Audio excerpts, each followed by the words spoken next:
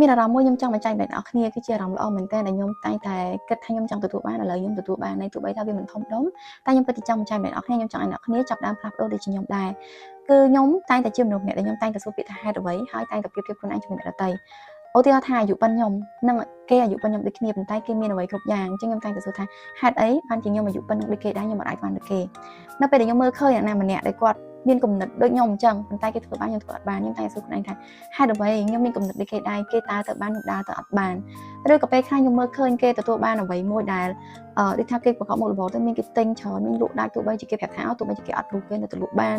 មានគេកំងចូលហូរហៀរាល់ថ្ងៃខ្ញុំតែសួរថាហេតុអីបានជាខ្ញុំប្រកាសមុខរបរនឹងគេដែរខ្ញុំអត់ទទួលបានការកំងបើមិនខ្ញុំអត់ប៊ូហើយខ្ញុំមានសំណួរហេតុអីជាច្រើនមែនតើអ្នកនរដែលខ្ញុំតែងតែដាក់បន្ទុកមកខ្លួនឯងហើយខ្ញុំអត់ដែរទទួលបានអារម្មណ៍មួយដែល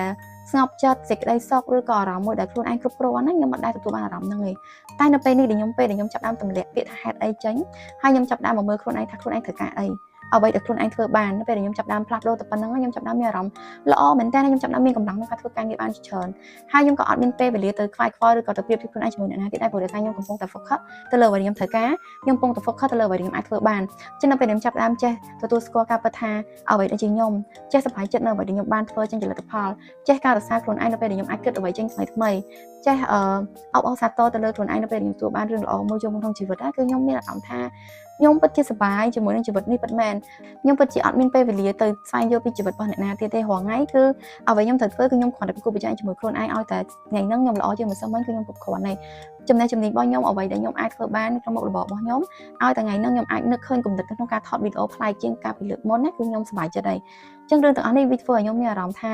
វាពិតជាមានអារម្មណ៍ល្អមែនតើអញ្ចឹងខ្ញុំចង់ឲ្យអ្នកគ្នាចាប់ផ្ដើមផ្លាស់ប្ដូរការគិតរបស់ខ្លួនឯងផ្លាស់ប្ដូរ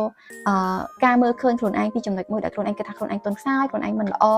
ទៅមើលឃើញអ្នកដទៃល្អត្រឡប់ផ្លាស់ប្ដូររឿងហ្នឹងមកមើលខ្លួនឯងល្អវិញមើលឃើញខ្លួនយើងល្អមើលឃើញពីអ្វីដែលយើងបានធ្វើមើលឃើញពីផ្លូវដំណើរយើងបានដើរវែងឆ្ងាយនោះយើងបានឆ្លងកាត់អីខ្លះយើងពិតជាមានរឿងល្អជាច្រើនដែលយើងបានធ្វើពេលនោះអ្នកនរគ្នាមានកម្លាំងក្នុងការធ្វើការងារបន្ថែមហើយអ្នកនរគ្នាសឹងតែគ្មានពេលក្នុងការតាមដានជីវិតអ្នកណាផ្សេងទៀតទេក្រៅពីជីវិតរបស់ខ្លួនឯង